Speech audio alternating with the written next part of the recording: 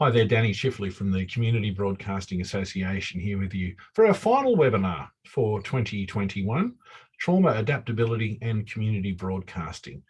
Before we get started, I'm broadcasting to you live from Wonga land, so I'd like to pay respects to the traditional owners of the land from which we're broadcasting, the Wonga people of the Eora Nation, paying respects to elders past and present, acknowledging that sovereignty was never ceded. A very important topic that we're dealing with today.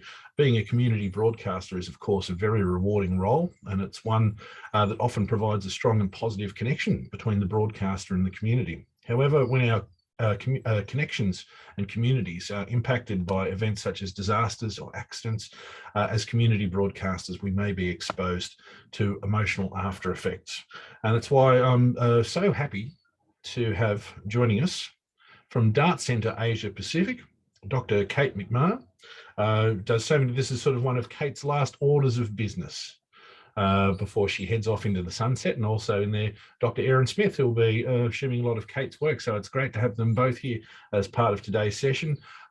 Cait is a registered psychologist and the founding managing director of the Dart Centre Asia Pacific. She's been with the organisation since 2003. She's involved in the nexus of journalism and trauma, worked as a staff counsellor at the Age newspaper in Melbourne, has done so much more. I'll let Cait talk a bit more about herself. Cait, I'll also give the screen to you as well. I'll stop sharing now so you can take that over. Cait, Aaron, thank you so much for being part of today's webinar. I will stop talking now and let you do your thing. Thanks so much, Danny, and thanks very much to the CBAA for having us today. DART has been, over the last couple of years, since the bushfires really, has been working with the CBAA and the CBF and a number of, doing training in a number of stations across Victoria and New South Wales. I too want to pay respects. I'm on Bunurong land, and I want to pay respect to elders past, present and emerging, and acknowledge the resilience of the Bunurong people, but of all First Nations people for the trauma that has been experienced through colonisation. So please today, I'm really delighted to have Dr. Aaron Smith, who's the new Dart Centre CEO. We're working together this week, and then Aaron will be picking up the role fully as of next week. And it's a treat to have her with us today. So what I will do is that I've got some PowerPoints which I will go through, but I also want to make sure people can feel free to put some questions in the Q&A or in the chat box. Danny might pick those up. I'll try and track those as they come in, but I will do the presentation. This presentation today is sort of an introduction to a series of e-learning modules that the Dart Centre has done for the CBAA and the CBF, which has been funded by a number of sources. You'll see that on the e-learning modules. They will be available for you for any stations, any individuals, any broadcasters, station managers, any of the board members of stations to do around the issue of trauma and adapting to trauma, reporting on trauma, which is terrific. So I'll just start off with the PowerPoint. As always, I've started at the end of the PowerPoint, so let me just go through to the beginning. Zoom is a wonderful thing when it works well. So here we go. So today, what we will be looking at is just understanding what trauma actually is and adapting to trauma. The resilience word is becoming a little overused. Of course, it's a really important word, but we're using more and more the word of adapting to trauma rather than resilience. And that always leads to a very interesting conversation, and I'd be happy to have that in the chat and today with any of you that would like to further that conversation. We're looking at why community broadcasters and indeed stations even need to know about trauma and discuss the topic of trauma. And we'll do some sort of reflections and self-care strategies and further resources, which indeed these e-learning modules are part of and will be available for you. I really don't need to say much more about myself than Danny has already said. Probably the most important thing about me is that I'm a grandmother of 3 granddaughters and I'm a Richmond football supporter. So that's probably much more important than all the other professional stuff that I've got there. So let's start off with the conversation of why should broadcasters or media professionals even talk, or media volunteers, sorry, in your case, including community media, even talk about the issue of trauma? Well, you folks know better than I that you're often in the eye of the storm, especially if you are emergency broadcasters, you've chosen to go down that path. But even if you are not, I gave a presentation to a station, a community broadcasting station recently, who are not in the community, in the emergency broadcasting realm. But what they found was that the presentation was really important, because even if they had someone coming in and talking about local community issues, that sometimes those people might talk about something. An example was there was a woman who was the lollipop lady at the local school who actually got hit by a car out the front of the school. And one of the teachers came and was just on the station and was just talking about the school, actually. But this issue came up about this beloved woman who was the crossing woman who was killed, and the person became distressed on air. So even if you're not a community broadcaster, it's important that all stations know how to deal with potential trauma that might just pop up at a moment's notice. Also, there's expectations. As community broadcasters, you are a member of the community. So you have dual roles. So as well as being a community member, you're a broadcaster. And so you might be recognised, you might be acknowledged in the street, at the supermarket. But what that means is that you are also experiencing, if you are community broadcasters that are following the emergency broadcasting model, that you are experiencing the emergency or the disasters just as much as the people, the audience that you are feeding into.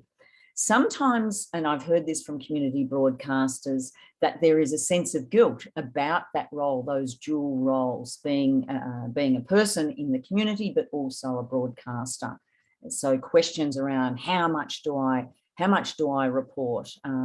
What if I'm getting information that I know is factual, and yet the CFA or the police are not giving me that information, and the dilemma of holding that information because of the constraints that are around being an emergency broadcaster.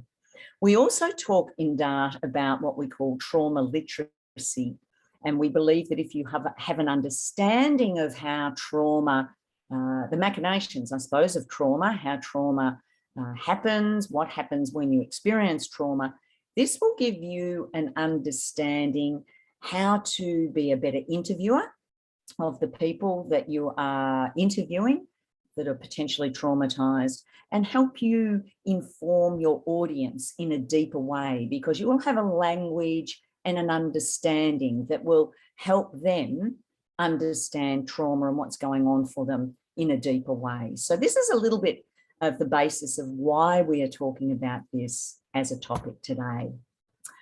There's also another layer, though, that we know very much. The DART Centre works with professional journalists and media, but we are working more and more with folks like yourself who are in the community broadcasting sector. And we know that working in disasters for professional disaster responders is very stressful, but it's not the same when you're a community broadcaster, because you don't have the same training.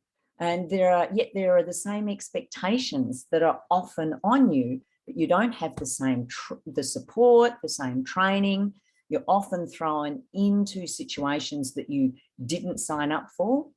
You might have signed up to do the jazz program on a Wednesday afternoon, and all of a sudden there's a disaster, and you find that your station's flipping into emergency reporting mode, and so all of a sudden you're in that role of being a disaster broadcaster, when in fact you really signed up to do the jazz program. But we also know that community broadcasters, and like professionals that are working in regions, are often impacted by the disasters. Having been to some of the fire affected communities, a number of the broadcasters I know lost their homes in the bushfires and are still living in dongas and still living with the repercussions of those bushfires. So you folks are affected just as much as the community that you are reporting on. So let's talk about, well, what actually is trauma? And this, you will go into much more detail in the e-learning modules if you decide to do those.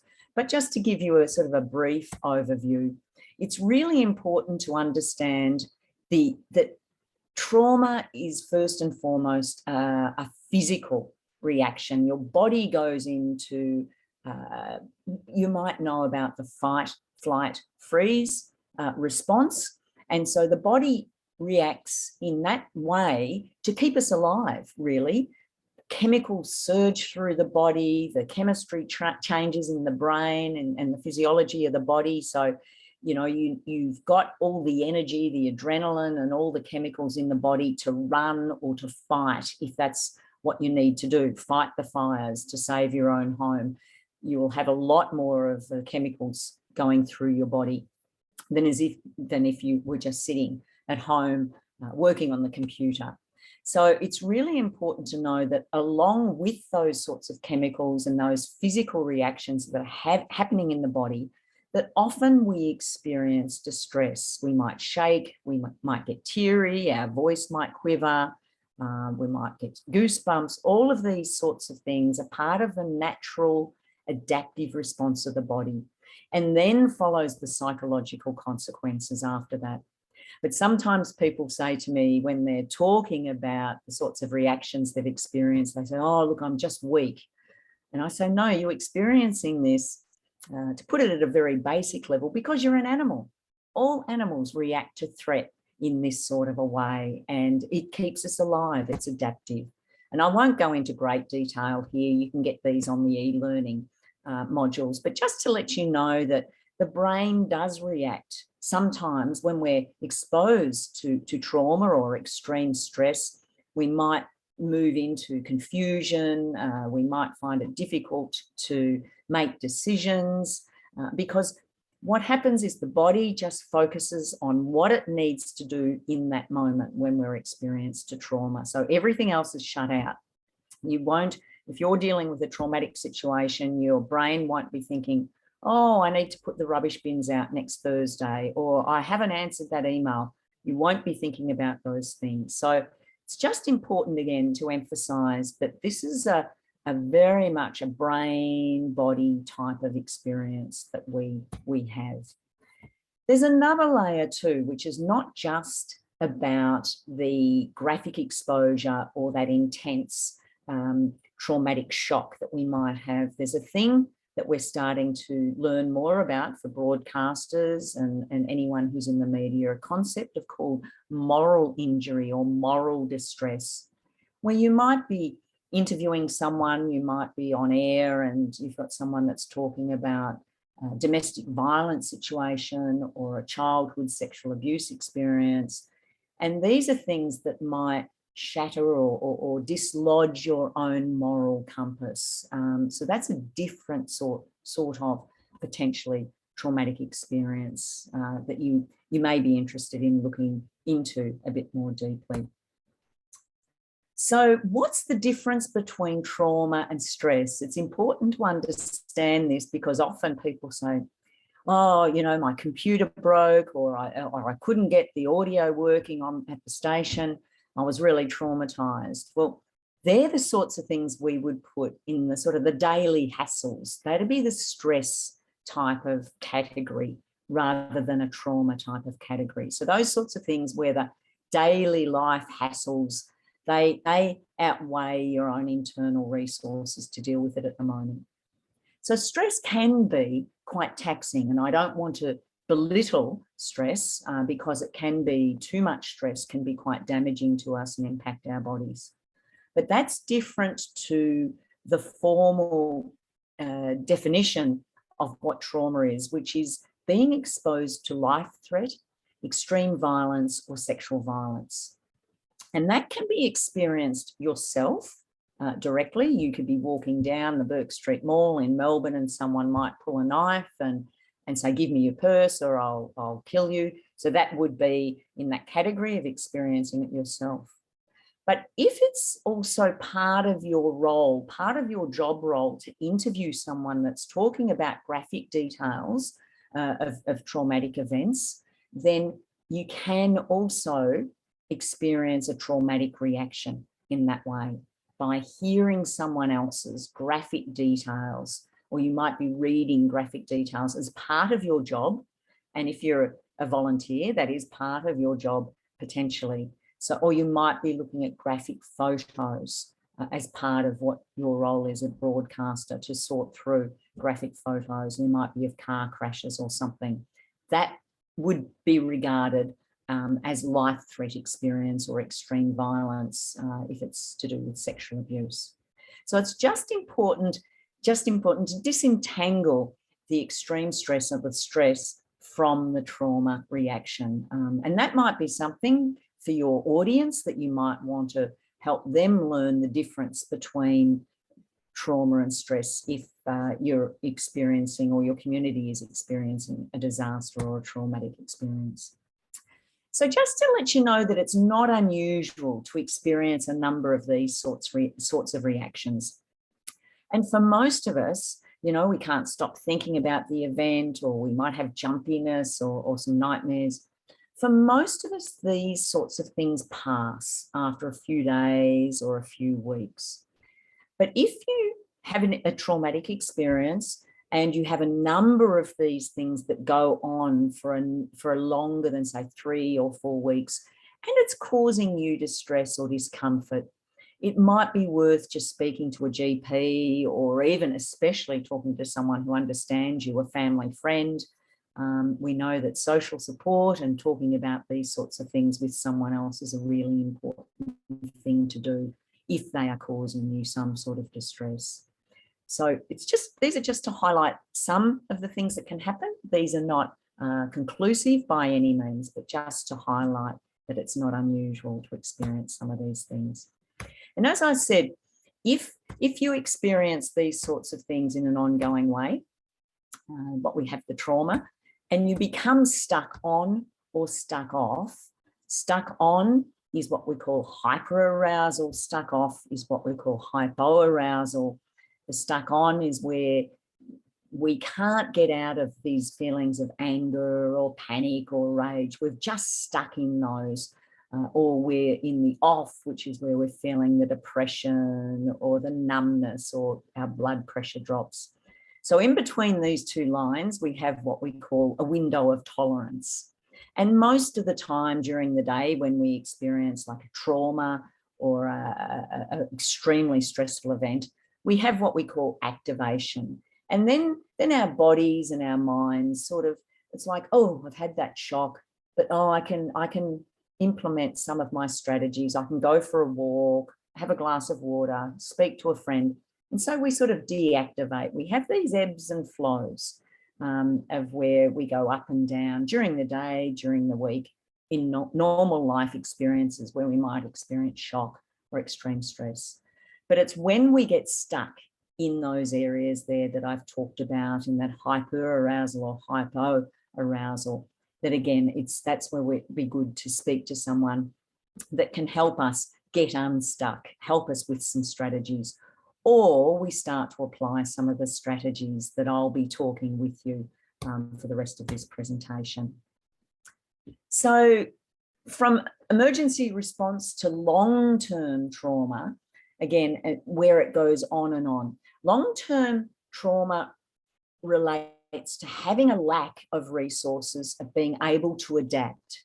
If you notice that I've called this presentation today Adapting to Trauma rather than sort of resilience, because it's about learning strategies and having resources, and they may be emotional, physical, social, economic resources that help us to adapt to a new normal post-trauma. Things will never be the same. We will not be the same human beings as we were pre-trauma. Our community won't be. So it's about adapting to a new normal. And during COVID, many of us have had to learn to adapt to a new normal for all sorts of social and physical reasons. So that's what it means really to be resilient, is to gather these sorts of resources, use our own internal resources we've already got to adapt to the new normal. So moving into community reactions, and some of you may have seen this from the Community Recovery Handbook of Disaster and Resilience, that this is a bit of a graph of where communities are when they experience a trauma, like the bushfires, like floods, cyclones, Cyclone Yazi. It's not definite. I don't want to say this is where you will be at year one. You will definitely be in the exhaustion phase, but it's just a bit of a guide as to the ebbs and flows that communities experience rather than just individuals. So it's just to highlight that there is a process that communities go through. I know my brother and sister-in-law lost everything in the Bunyip bushfires, their house and everything they owned. And I know for them, they're into the reconstruction phase. They've been lucky enough to be able to rebuild their house, but they spoke a lot about the red tape and the exhaustion and just dealing with all the logistics. Rather than just the bushfire, it was almost like the bushfire was horrible and they lost everything, but that became secondary, and having to deal with the frustration of the bureaucracy became a compounding factor for them. But they, thank goodness, are now moving beyond that. So this is just to highlight that communities also have ebbs and flows as well. And this is where, as community broadcasters, you may have a really significant role. There's a little bit of research out there that some of you might want to look into, and we don't have this in the e-learning because this is something we've just added to our discussions. There are concepts of what we call active belonging and relational capital. Active belonging talks about, it's a really active expression of being part of a group.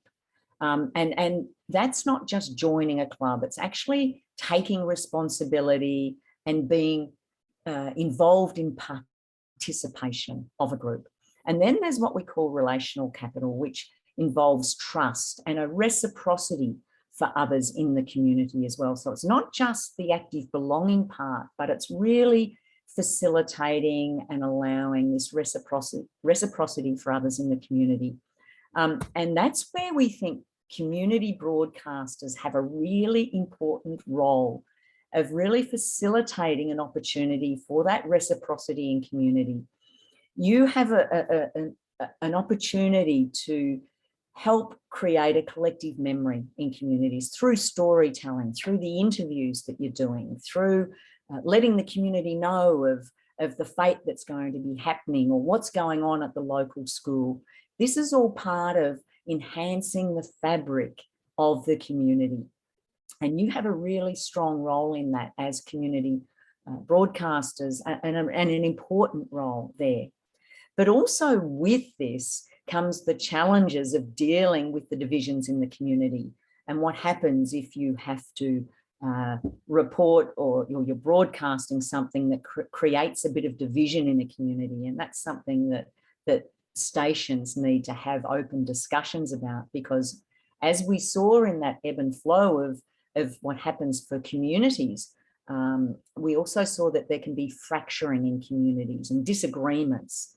So it's an important discussion for stations to have when you're moving into the emergency broadcasting role of how are you going to deal with that as a station when there are these, that you might be reporting on tragedies in your community, and then there'll be dissension around that. People will ring in and say, you shouldn't be reporting on that, or you shouldn't be speaking about that, or the anniversaries that come up. There's often fracturing in communities about how to celebrate or remember anniversaries. So it's important conversation for stations to have. So now I just briefly want to talk about if you are interviewing someone, you're going out especially as an emergency broadcaster, it's important to know that people who are experiencing a moment of trauma or even historical trauma, you may be doing stories, collecting stories about bushfires or the hurricanes that have happened years ago, and you might be speaking to someone that still is experiencing trauma, you may notice that people who are traumatized often don't have what we call a linear narrative about their story. That trauma causes the brain to be a bit fragmented. There's hotspots in the brain. So often people might mix past and present in their story, and you think, oh, they're a bit confused, but they may be speaking in the present, but all of a sudden the memory of the past will fly in of, when the fire was happening, and they'll be in that moment and almost reliving it. So just to know that this happens when you're speaking to someone who's traumatized. You might be fine yourself, but you might be in the community interviewing people. So there's often what we call the approach and avoidance that happens when people get traumatized. They might want to start speaking about the story, the cyclone, but then all of a sudden they may get triggered, and so they might pull right back and then move into the avoidance and not want to speak about it. So just to have an awareness around that. And that what we know about trauma is that it really disempowers people. If you experience a trauma, what you knew previously about your world has changed considerably. If you've lost your house, you've lost a loved one, you have been completely disempowered in terms of your former life. So when you are interviewing someone, it's very important to give back power in very small ways even. So even something like asking someone, where would you like to stand for this interview? Would you like to stand over there, or would you like to stand here? Or saying to someone, look, if you want to stop and have a break during this interview, then just let me know. Or would you like someone to sit with you while you're doing this interview? So things like that are really important with someone who's traumatized, because that's about giving back even what we consider little elements of power and control back to the interview subject. So there will be more about that in the e-learning modules.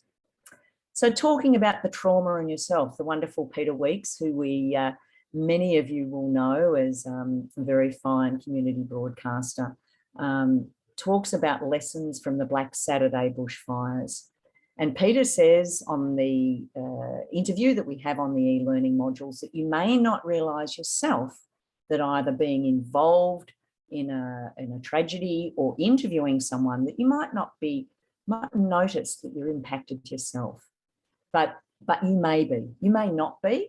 We certainly don't want to get across the message that if you experience traumatic things that you will be deeply impacted and always traumatized, because the research shows that's not the case. Most people have an impact for a little bit and then they're fine. So, but if you are impacted, it's not a bad thing to ask for help from a mentor. Talk it through with a mentor or the management of the station. Develop some processes in your station about rotation, not keeping the same people on especially emergency broadcasting role continuously. So, and it's really important to do either the e-learning modules that the Dart Centre's done for the CBF and the CBAA to learn about how to look after yourself, how to look after each other, to extend that support to your peers and colleagues. And Peter also talks about getting it right, that accurate information is really, really important. So checking the information that's coming in, especially in emergencies when information is coming in from all different sources. Sometimes it's delayed, sometimes you are not allowed to report particular things that you know are accurate, but as much as possible, checking and rechecking the information to make sure it's as accurate as possible. Even something similar, and we've heard this from survivors and victims of disasters, if this was from the Port Arthur massacre, where we talked with people who had lost family members and loved ones there, and they said one of the worst things for them after, of course, the tragedy was even simple things like having someone's name, a family member that they'd lost, having their name mispronounced, or having their ages, the children's ages, inaccurately recorded of when the age they were when they died. These people said to us, these survivors and family members and victims said to us, it's like a second wound. So it's very important to get that information accurate, whether you're a volunteer broadcaster or a professional broadcaster, it's the same principle. So I've talked about, I suppose, all the bad stuff and all the stuff that can happen to the body and what might happen to our communities. So how do we adapt? What are the strategies that we can use to adapt well to extreme stress or trauma? And these are strategies we can learn. So it's important to remember that. One of the things that we say at the Dart Centre is learning to read your own signs. For each of us, those physical reactions I talked about, we will all have different physical reactions because of our personality or our personal history. And so learning to read your own signs as to when your stress or your trauma level is rising up. For me, I get a little tick in my left eye. I don't know what the physiology around that is, but that's an indicator that says, Cait, you're really getting to your upper stress level. You really need to go for a walk, pat the dog, go and do some yoga, do some deep breathing, or any of these strategies that I use. So start to learn to read your own individual signs. We talk about what we call the golden triangle. We know that social support, so the photo there of getting together with other people, the World Health Organization tells us that social support, peer support, colleague support, station support is one of the most important things to help us adapt well to trauma. Also, we know physical activity. As I highlighted before, what happens in the body during a trauma and extreme stress is very physiological. So it's important, one of the ways to move and dissipate those chemicals is to get out there and physically move. And then we've got a compass there. We know that having a strong moral compass and a belief, almost a mission statement of why you're doing what you're doing and hanging on to that when the chips are down. So asking yourself why you're doing this volunteer community broadcasting, and when you're feeling the stress and the pressure and the trauma, what is it that's, when the chips are down, when you reflect on yourself, that keeps you coming back and doing this sort of work? So this is where I talked about it's important to ask yourself this question, almost write your own little mission statement. Being a community broadcaster is important to me, and reflect on what that is. Write that down. And as I said, return to that when the chips are down and you're thinking, oh, the station is annoying me, the station manager is annoying me, my colleagues at the station are annoying me, I'm sick of doing emergency broadcasting, this isn't what I signed up for. What will you come back to you in your heart of hearts that will get you out of bed and get you back to being involved in the station? That social support is really important. So we ask, who would you go to? Who's the person, if you had an ethical dilemma or that you felt under threat or a bit vulnerable, or that you discuss a deep personal issue with, or who you would celebrate a job well done? Who are the people? Now, if you've put one person there at the name, if you were thinking about those questions, that's great. However, I would challenge you or encourage you to grow your social support network of people you go to, because that person is not there, even if it's an intimate partner. If they're not there or if they're sick, who else will you go to? So just broaden your intimate support network for yourself. As I said, the best way to dissipate those stress chemicals is to get out there. We know that physical health is strongly related to mental health and well-being. So really getting out there and doing those sorts of things. In the moment, we use this, what's called broadcast breathing. It's one of the things in the moment, if you're caught off guard and you find the heart, you're interviewing someone and you start to get a bit shaky, one of the best things you can do in the moment is to do this deep broadcast breathing. So this is breathing in deeply into the belly for the count of 3, not to the chest. That's where we tend to breathe when we're a bit distressed, but down into the belly for the count of 3. hold the breath for the count of 5, then exhale all that stale air for the count of 8, and doing that a few times.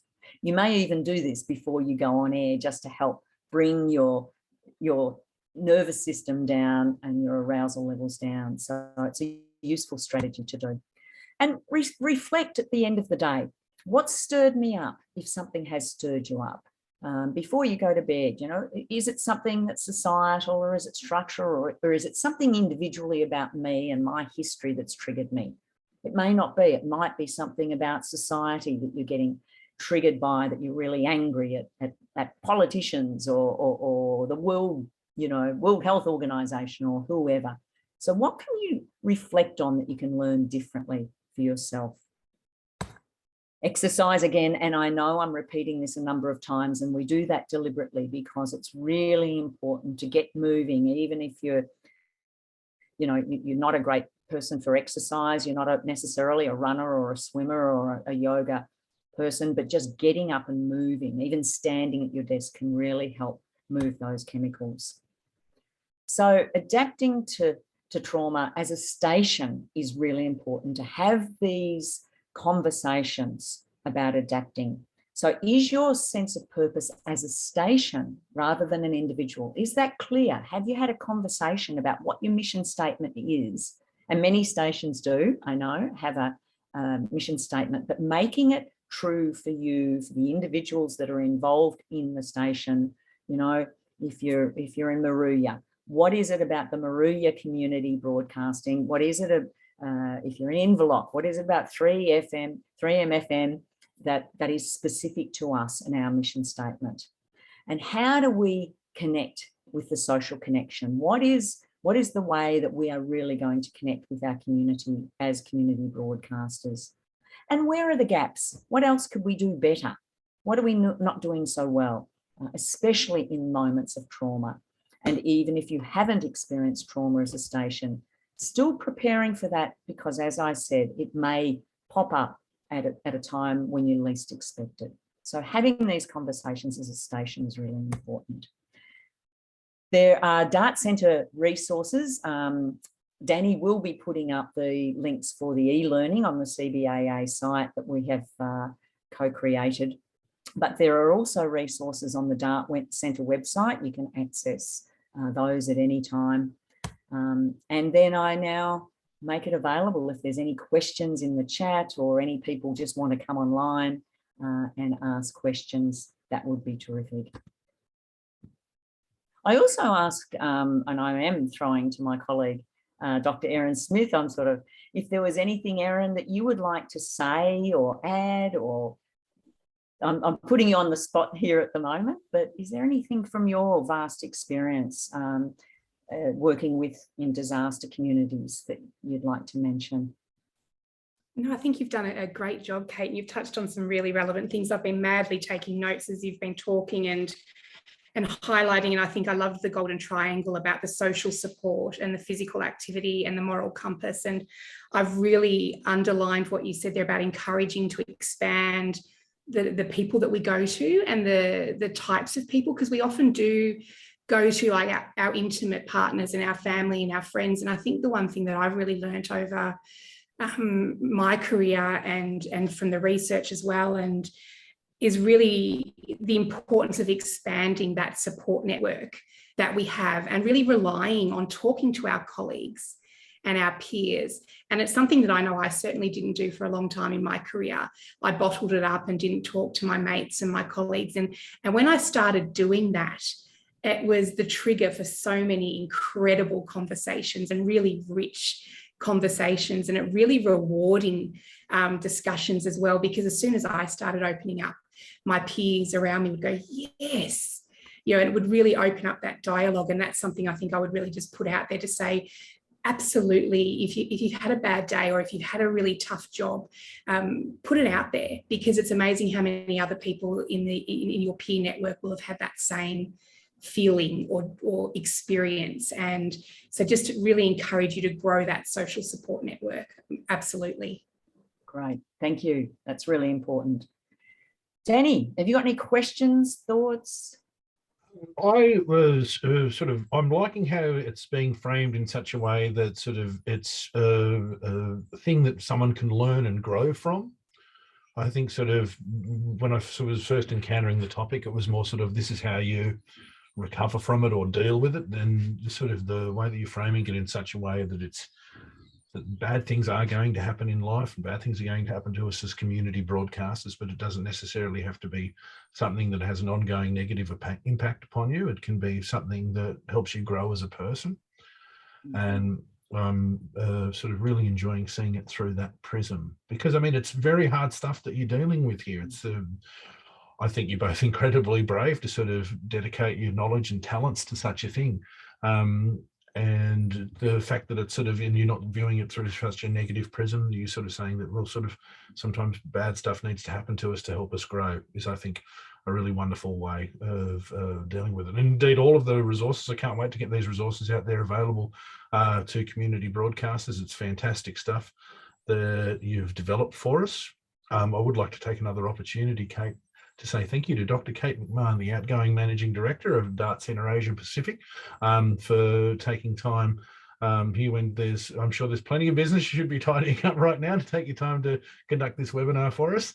And also, by the same token, to Dr. Aaron Smith, the incoming CEO. I very much look forward to working with you. And I say that on behalf of both the CBAA and all of our community broadcasters. Thanks so much, Danny. Really appreciate it. It's been a real privilege and pleasure to be with you today. Thanks, Danny. Excellent. Well, thank you very much, everyone. All of our attendees and registrants, we will be following up with further correspondence in regards to this, as the resources to do with today and with everything that the Dart Centre have developed is made available. So keep an eye on your email from that, and also your general emails from the CBAA website. Dartcentre.org. It's the American spelling on centre if you're looking for it on the internet. So no, we can do both, Danny. Oh, can you do both? We made sure we can spell it the proper way too. Oh, that's wonderful stuff. Oh, I was worried about that for a little bit there, but I think that's great that you've been able to do that. But thank you so much for taking the time today to present this session. It's just been absolutely wonderful. Dr. McMahon, I would say that I'm looking forward to continuing working with you, but I know that you probably can't wait to get on out of here. Dr. Smith, you haven't seen the last of me. Thanks so much, everyone. Danny Chifley on behalf of the Community Broadcasting Association of Australia, saying thanks for joining us, and we'll see you for more webinars in 2022. Be sure to fill out the feedback form that will be on the Zoom page at the conclusion of this webinar, or get in touch with us if you'd like any further information. Thanks very much, everyone.